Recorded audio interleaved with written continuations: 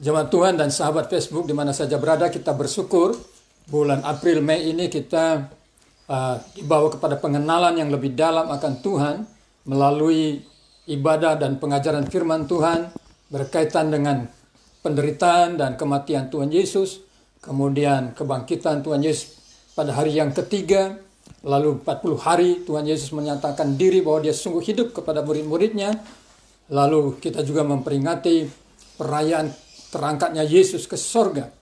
Dan sesudah 10 hari dari peristiwa terangkatnya Yesus ke sorga, hari ini dalam kalender gereja adalah hari Pentakosta, di mana janji Allah telah digenapkan bahwa Roh Kudus telah tercurah kepada orang percaya.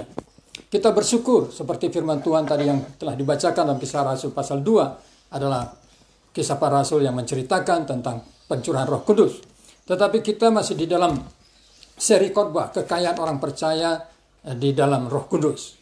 Karena itu hari ini kita kembali membaca Roma pasal 8. Roma pasal 8, mari kita buka firman Tuhan dari Roma pasal 8. Saya akan bacakan kepada kita semua, atau saudara juga boleh ikut membacakan di tempat masing-masing, ayat 1 sampai dengan ayat yang ke-17.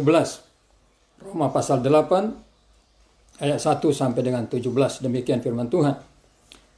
Demikianlah sekarang tidak ada penghukuman bagi mereka yang ada di dalam Kristus Yesus. Roh yang memberi hidup telah memerdekakan kamu dalam Kristus dari hukum dosa dan hukum maut. Sebab apa yang tidak mungkin dilakukan hukum Taurat karena tak berdaya oleh daging, telah dilakukan oleh Allah dengan jalan mengutus anaknya sendiri dalam daging yang serupa dengan daging yang dikuasai dosa karena dosa. Ia telah menjatuhkan hukuman atas dosa di dalam daging, supaya tuntutan hukum Taurat digenapi di dalam kita yang tidak hidup menurut daging tetapi menurut roh. Sebab mereka yang hidup menurut daging memikirkan hal-hal yang dari daging, mereka yang hidup menurut roh memikirkan hal-hal yang dari roh. Karena keinginan daging adalah maut, tetapi keinginan roh adalah hidup dan damai sejahtera. Sebab keinginan daging adalah perseteruan terhadap Allah, karena ia tidak takluk kepada hukum Allah. Hal ini memang tidak mungkin baginya. Mereka yang hidup dalam daging tidak mungkin terkenan kepada Allah. Tetapi kamu tidak hidup dalam daging, melainkan dalam roh, jika memang roh Allah diam di dalam kamu. Tetapi jika orang tidak memiliki roh Kristus, ia bukan milik Kristus. Tetapi jika Kristus ada di dalam kamu, maka tubuh memang mati karena dosa, tetapi roh adalah kehidupan oleh karena kebenaran. Dan jika roh Dia yang telah membangkitkan Yesus dari antara orang mati diam di dalam kamu, maka Ia yang telah membangkitkan Kristus Yesus dari antara orang mati akan menghidupkan juga tubuhmu yang fana itu oleh rohnya yang diam di dalam kamu. Jadi saudara-saudara, kita adalah orang berhutang, tetapi bukan kepada daging supaya hidup menurut daging. Sebab jika kamu hidup menurut daging, kamu akan mati. Tetapi jika oleh roh kamu mematikan perbuatan-perbuatan tubuhmu, kamu akan hidup. Semua orang yang dipimpin roh Allah adalah anak Allah. Sebab kamu tidak menerima roh perbudakan yang membuat kamu menjadi takut lagi, tetapi kamu telah menerima roh yang menjadikan kamu anak Allah. Oleh roh itu kita berseru, ya Aba, ya Bapa. Roh itu bersaksi bersama-sama dengan roh kita bahwa kita adalah anak-anak Allah. Dan jika kita adalah anak-anak, maka kita juga adalah wahli waris. Maksudnya orang-orang yang berhak menerima janji-janji Allah yang akan menerimanya bersama-sama dengan Kristus, yaitu jika kita menderita bersama-sama dengan Dia, supaya kita juga dipermuliakan bersama-sama dengan Dia. Amin. Jemaat Tuhan dan sahabat Facebook yang dikasihi Tuhan, hari Minggu yang lalu firman Tuhan mengajar kita bahwa Roh Kudus itu adalah Allah. Dalam keberadaannya sebagai Allah, Ia telah memerdekakan kita, dan Dia juga telah memberikan hidup kepada kita dan memerdekakan kita dari hukum dosa dan hukum maut. Itu adalah dua kekayaan yang diajarkan di dalam ayat 2 firman Tuhan. Roma 8 ayat 2 ini. Roh yang memberi hidup telah memerdekakan kamu dalam Kristus dan dari hukum dosa dan hukum maut. Jadi roh Allah, roh Kristus, roh Kudus adalah tiga sebutan yang menunjuk kepada satu oknum, yaitu Roh Kudus itu sendiri. Satu dari Tritunggal Allah yang Esa itu. Dan di dalam Dia kita memiliki hidup, di dalam Dia kita dimerdekakan dari hukum maut dan hukum dosa. Nah, hari ini firman Tuhan mau mengajarkan kekayaan kita di dalam Kristus. Ada tiga kekayaan yang diungkapkan di dalam pembacaan firman Tuhan kita pagi ini. Yang pertama adalah di dalam ayat 15 dan 16. Kekayaan yang pertama dikatakan di dalam ayat 15 dan 16 bunyinya demikian. Sebab kamu tidak menerima roh perbudakan yang membuat kamu menjadi takut lagi, tetapi kamu telah menerima roh yang menjadikan kamu anak-anak Allah. Oleh roh itu kita berseru, ya Abba, ya Bapa. Roh itu bersaksi bersama-sama dengan roh kita bahwa kita adalah anak-anak Allah. Ini kekayaannya. Kita bukan lagi orang-orang yang hidup dikendalikan dan hidup di dalam roh ketakutan, tetapi kita ada dalam hidup daripada Roh Kudus, dan kita, karena Roh Kudus itu ada dalam hidup kita, maka firman Tuhan ini berkata, roh itulah yang menjadikan kita menjadi anak-anak Allah. Dan itu sebabnya mengapa sebagai orang percaya, saudara dan saya dilayakkan memanggil Allah yang agung itu, Allah yang suci itu, Allah yang kudus dan maha kuasa itu, bisa saudara panggil sebagai Bapa. Cobalah pikirkan, siapakah kita ini? Siapakah saya? Sehingga manusia yang fana ini, manusia yang penuh kelemahan ini, boleh memanggil kepada Allah yang kudus, Allah yang agung, Allah yang maha kuasa, Allah yang maha tahu, yang segalanya pencipta, segalanya itu kita panggil sebagai Bapa. Hanya dalam iman Kristen, umatnya bisa memanggil dia sebagai Bapa. Dan alasannya menurut firman Tuhan ini adalah karena kita memiliki Roh Kudus. Roh yang membuat kita menjadi anak-anak Allah. Dan Roh Kudus bersama-sama dengan roh kita memanggil dia Bapa. Oh, betapa indahnya saudara-saudara yang kasih Tuhan. Ini adalah kekayaan yang tidak bisa saudara temukan di dalam dunia ini, ataupun di ajaran-ajaran, filsafat, pengetahuan yang lain.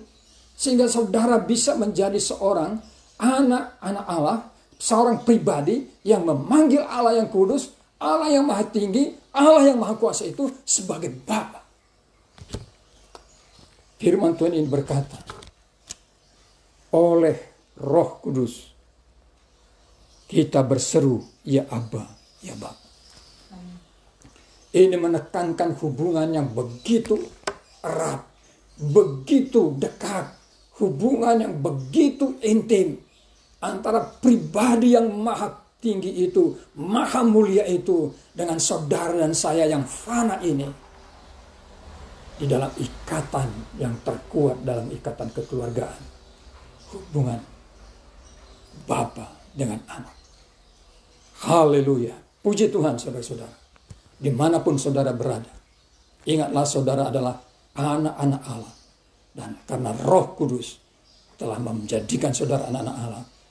Dan ini tidak bertentangan dengan Yohanes pasal 1 yang mengatakan siapa yang menerima dia diberikan hak menjadi anak-anak Allah. Apa implikasinya kalau kita menjadi anak-anak Allah?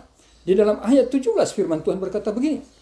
Dan jika kita adalah anak-anak, maka kita juga adalah ahli waris. Maksudnya orang-orang yang berhak menerima janji-janji Allah yang akan menerimanya bersama-sama dengan Kristus. Yaitu jika kita menderita bersama-sama dengan dia, supaya kita juga dipermuliakan bersama-sama dengan dia. Konsekuensi atau implikasi daripada posisi saudara, karena di dalam kekayaan dalam roh sebagai anak-anak Allah, firman Tuhan ini berkata, sebagai anak-anak Allah, saudara memiliki hak menjadi pewaris daripada janji-janji Allah. Janji Allah itu bisa kita bagikan di dalam dua sisi janji Allah. Janji di dalam kehidupan di dunia ini, di mana Tuhan berjanji dia adalah Tuhan dan Gembala, Bapa yang memelihara hidup kita. Sebagai anak-anaknya kita boleh percaya bahwa hidup kita ada di dalam pemeliharaan, di dalam penjagaan Tuhan. Itu sebabnya mengapa firman Tuhan dalam 1 Petrus 5 ayat 7 berkata, serahkanlah segala kekhawatiranmu kepadanya sebab dialah yang memelihara engkau. Itu juga sebabnya mengapa dalam kitab Ibrani 13 dikatakan, jangan takut sebab Allah menyertai kita dan memelihara hidup kita. Itulah janji tentang pemeliharaan Tuhan di dalam hidup di dunia ini. Dan sudah dibuktikan saudara, kalau saudara mau melihat bagaimana kita sudah hampir 3 bulan ini berada di rumah karena masalah pandemi COVID-19. Saya percaya jemaat semua dipelihara Tuhan. Saya percaya semua sahabat-sahabat Facebook dipelihara Tuhan. Ini yang satu. Tapi yang kedua, sisi yang kedua adalah janji-janji Allah berkaitan dalam kekekalan. Sehingga dikatakan di dalam ayat 17 ini, di mana firman Tuhan berkata, dan jika kita adalah anak-anak, maka kita juga adalah ahli waris. Maksudnya orang-orang yang berhak menerima janji-janji Allah yang akan menerimanya bersama-sama dengan Kristus. Nah, bersama-sama dengan Kristus itu berbicara tentang apa? Kekekalan dalam peristiwa di mana ketika Yesus datang kedua kali, janji Tuhan akan digenapkan. Dan itu sudah dijelaskan dalam khotbah ketika kita di dalam memperingati hari kenaikan Tuhan Yesus, yaitu mengenai Dia datang kembali. Lalu yang kedua, kekayaan yang kedua dalam firman Tuhan ini dinyatakan dalam ayat 9. Dinyatakan di dalam ayat 9, di mana firman Tuhan berkata begini, tetapi kamu tidak hidup dalam daging, melainkan dalam roh, jika memang roh Allah diam di dalam kamu. Tetapi jika orang tidak memiliki roh Kristus, ia bukan milik Kristus. Nah, saudara-saudara perhatikan kalimat yang terakhir dalam ayat 9 ini. Tetapi jika orang tidak memiliki roh Kristus, ia bukan milik Kristus. Nah, roh Kristus ini merujuk kepada Roh Kudus. Sama juga dengan roh Allah, saudara-saudara. Jadi kekayaan yang kedua di dalam bagian firman Tuhan yang kita diajar pada hari ini, kekayaan dalam Roh Kudus adalah bahwa Roh Kudus itu menjadi jaminan bahwa kita ini milik Kristus. Dan ini selaras dengan apa yang diungkapkan di dalam Efesus pasal 1. Saya bacakan kepada kita dari surat Efesus pasal 1 ayat 13 dan 14, bunyinya seperti ini. Efesus pasal 1 ayat 13 dan 14 bunyinya seperti ini. Di dalam Dia kamu juga, karena kamu telah mendengar firman kebenaran, yaitu Injil keselamatanmu, di dalam Dia kamu juga ketika kamu percaya dimeteraikan dengan Roh Kudus yang dijanjikannya itu. Dan Roh Kudus itu adalah jaminan bagian kita sampai kita memperolehnya seluruhnya, yaitu penebusan yang menjadikan kita milik Allah untuk memuji kemuliaannya. Saudara perhatikan dua istilah yang dipakai di dalam ayat 13 dan 14 berkaitan dengan Roh Kudus dan keselamatan kita. Yang pertama dikatakan, di dalam Dia kamu juga ketika kamu percaya dimeteraikan dengan Roh Kudus yang dijanjikannya itu. Kata yang pertama adalah dimeteraikan. Nah, saudara-saudara, dimeteraikan itu artinya apa? Mempunyai makna sama seperti kalau saudara beli rumah. Ketika saudara beli rumah, maka saudara tanda tangan, lalu ada meterai yang ditempelkan. Artinya pembelian itu sah, resmi. Ini yang juga maksudnya adalah ketika keselamatan itu dianugerahkan kepada saudara dan saya, keselamatan itu dijamin dengan sebuah meterai, dan meterainya itu adalah Roh Kudus. Dan lalu yang keempat, ayat 14, istilah yang kedua dipakai adalah jaminan bagian kita. Roh Kudus itu adalah jaminan bagian kita sampai kita memperoleh seluruhnya, yaitu penebusan. Ini menjadi sebuah pertanyaan yang penting sekali di dalam hal kita sebagai orang percaya. Apa yang menjamin kita bisa kita masuk surga? Anugerah Allah itu adalah jalan keselamatan kita, anugerah dalam Yesus Kristus yang kita imani, kita jalani dengan iman. Tapi pertanyaannya adalah apa yang menjadi jaminan bahwa kita akan bisa sampai ke surga? Firman Tuhan ini berkata Roh Kudus. Roh Kudus itu menjadi meterai terhadap keselamatan kita. Roh Kudus itu menjadi jaminan terhadap keselamatan kita sampai kita nanti akan menerima penebusan total, yaitu dimuliakan bersama dengan Kristus. Saudara-saudara, ini luar biasa. Jaminan keselamatan kita bukanlah dari diri kita sendiri. Allah yang menugerahkan keselamatan itu. Dia jugalah yang menjadikan jaminan terhadap keselamatan itu, yaitu Roh-Nya yang kudus menjadi meterai bagi keselamatan kita. Bukankah ini suatu kebahagiaan yang luar biasa?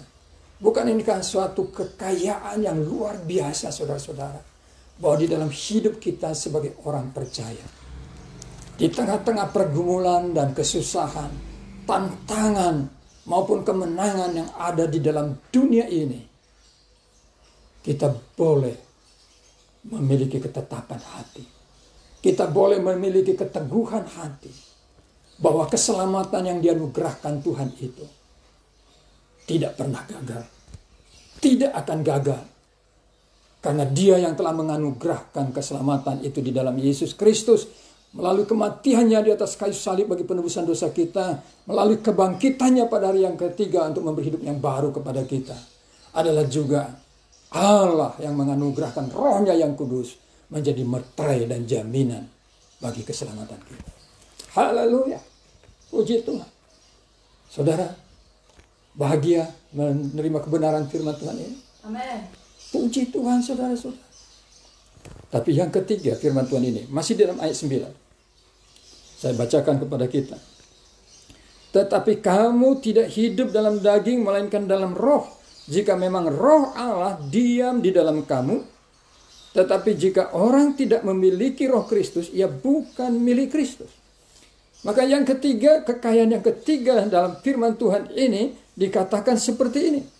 Bahwa kita orang percaya adalah orang yang telah didiami roh Allah, saudara-saudara. Tetapi kamu tidak hidup dalam daging, melainkan dalam roh, jika memang roh Allah diam di dalam kamu. Saya bacakan di dalam ayat 11. Dan jika roh Dia, nah, roh Dia ini siapa?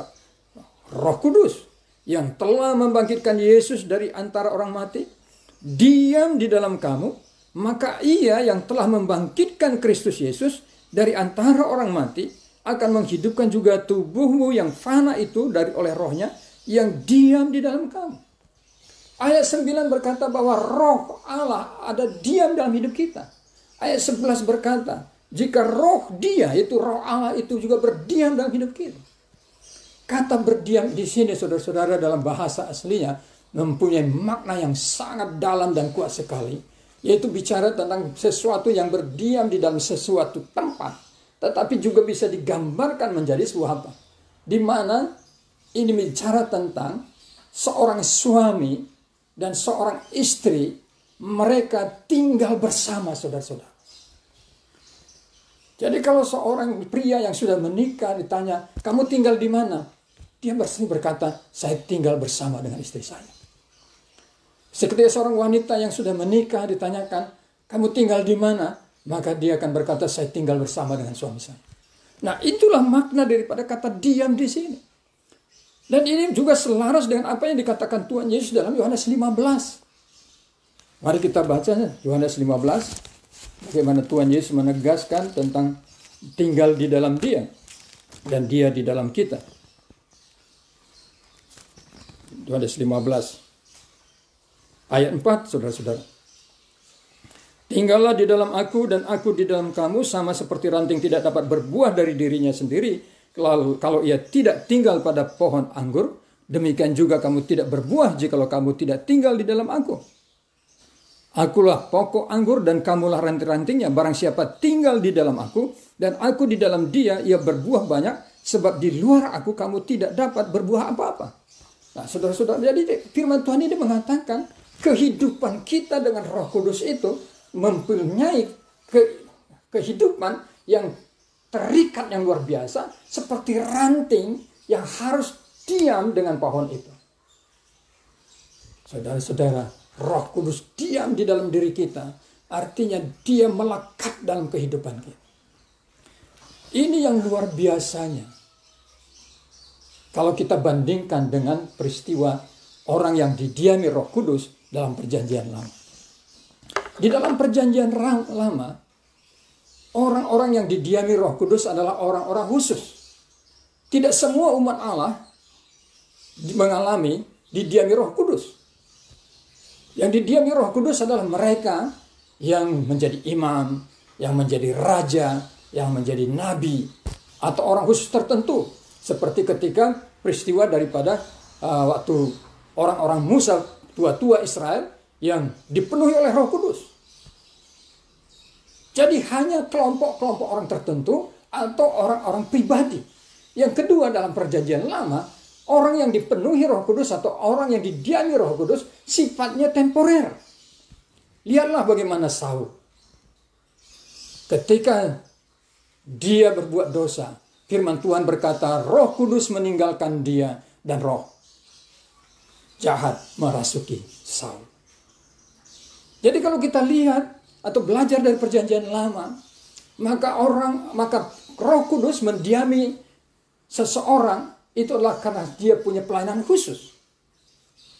Lalu juga dia mendiami sifatnya temporer, artinya suatu-waktu dia ditinggalkan. Tetapi berbeda dengan perjanjian baru. Di dalam pengajaran perjanjian baru, firman Tuhan mengatakan setiap orang yang percaya dia memiliki Roh Kudus karena Roh Kudus itu diam di dalam dia. Amen. Saudara-saudara, coba mari kita baca satu ayat dari 1 Korintus 12. 1 Korintus 12. Kita baca 1 Korintus 12. 1 Korintus pasal 12. Ayat yang keempat, saudara. Ayat ketiga. Ayat ketiga. Mari kita baca sama-sama. 1, 2, 3. Karena itu aku meyakinkan kamu bahwa tidak ada seorang pun yang berkata-kata oleh Roh Allah dapat berkata, terkutuklah Yesus. Dan tidak ada seorang pun yang dapat mengaku Yesus adalah Tuhan selain oleh Roh Kudus. Jadi kalau saudara adalah orang yang telah menjadi orang yang mengaku Yesus adalah Tuhan, Juru Selamat, maka itu adalah karena Roh Kudus berkarya dalam hidup saudara. Roh Kudus memimpin hidup saudara, menginsafkan saudara akan dosa saudara, meyakinkan saudara akan kebenaran. Dia menjadi tinggal dalam diri saudara. Tidak ada orang yang didiami Roh Kudus mengatakan terkutuklah Yesus. Tetapi juga tidak ada orang yang bisa mengaku Yesus adalah Tuhan kalau bukan karena oleh Roh Kudus. Jadi firman Tuhan mengatakan dalam perjanjian baru, setiap orang percaya, apakah saudara jemaat biasa, apakah saudara jemaat yang aktif di dalam pelayanan, apakah seorang saudara penatua atau diaken, ataukah saudara seorang penginjil, seorang pendeta, ataupun saudara-saudara dosen teologi, engkau sama di dalam Tuhan. Rohnya ada diam di dalam saudara. Oh saudara, ini adalah sesuatu yang luar biasa. Mari lihat ketiga hubungan ini.